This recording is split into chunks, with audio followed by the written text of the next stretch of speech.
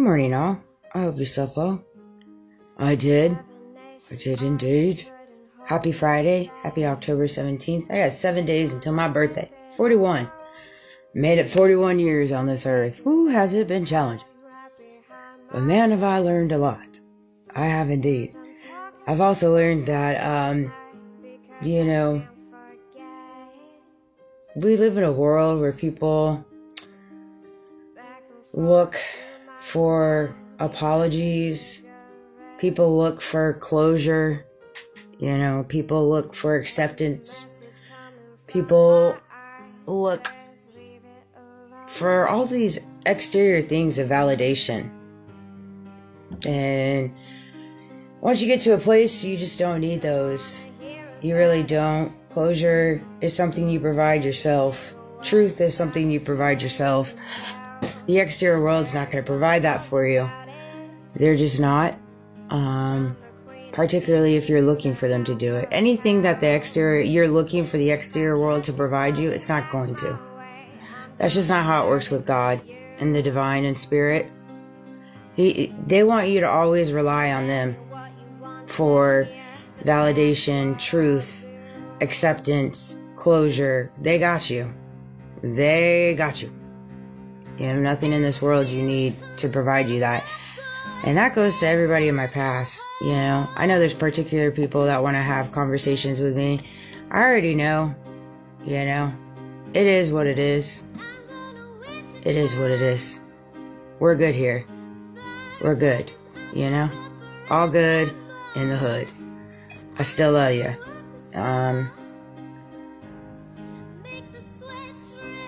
Everybody's got free will.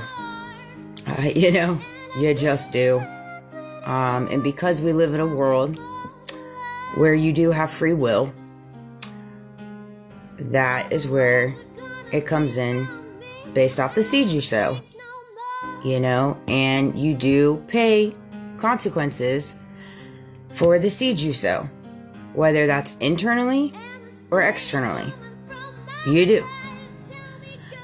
You can't run from that. I've been saying this for months. You can't. That's why everything that I've had, so graciously thrown at me or bestowed onto me, or, whatever kind of obstacles or illusions or tactics or attacks and all this stuff, I've taken it all in the chin, because there are seeds that I sowed in my past that I needed to repent and walk through. There was karma in the past that I needed to walk through. I've never claimed to be a saint. Never. I know I ain't a saint, and I never claimed to be a saint. And I never played the victim mentality. I didn't. I took it all on the chin and wore it. And learned from it. Golly, did I learn so much wisdom and knowledge. I feel that in the pits of my soul. And so when it comes to my past, I hear you loud and clear. Just take a deep breath, man. I wanted to talk about this. This would go for some of those people in the past too. When you have an uncomfortable relationship with money, it can really take you down dirty roads. It really can. And it can make you make decisions that perhaps in the moment you feel is right, but later on down the road, you go back and you look at it and you're like, oof, I know that was the right decision.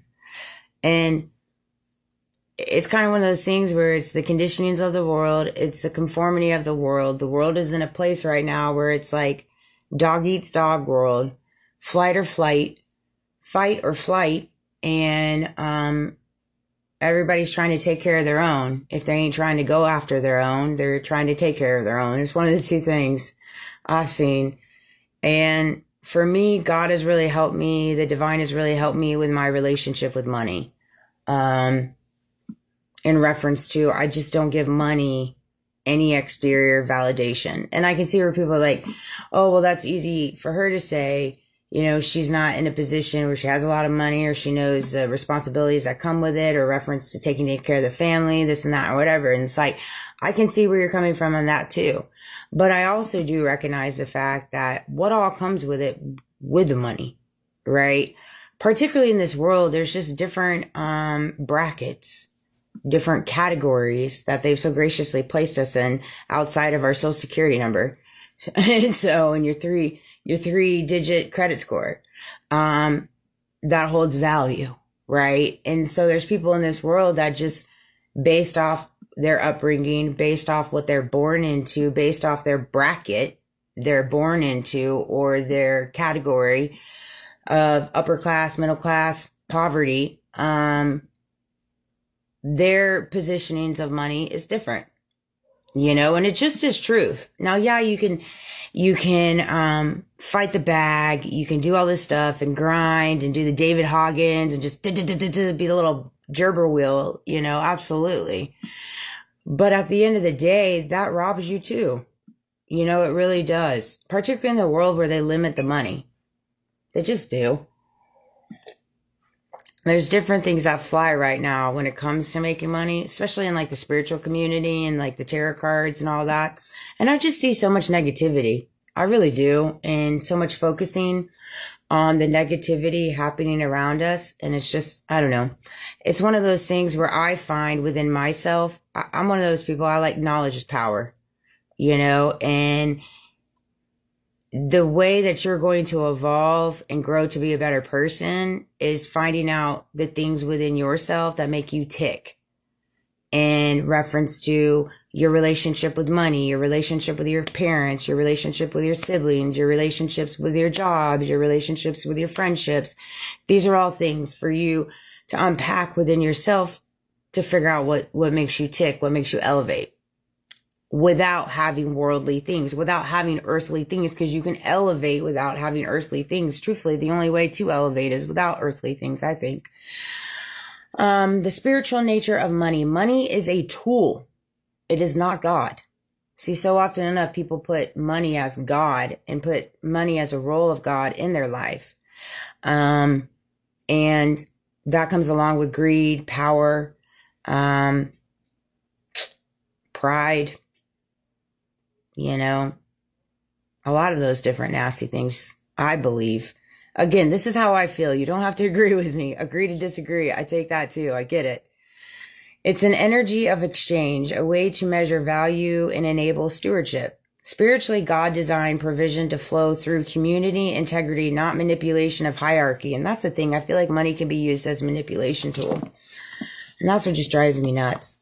I feel like currency needs to be provided by your acts of service, your acts of kindness, your acts of not judging one another, your acts of stewardship, your acts of integrity. That's what I feel like you should be judged by. And see, we just live in a world that doesn't operate on that. And so because we don't operate on that, that's what's landed us where we're at now.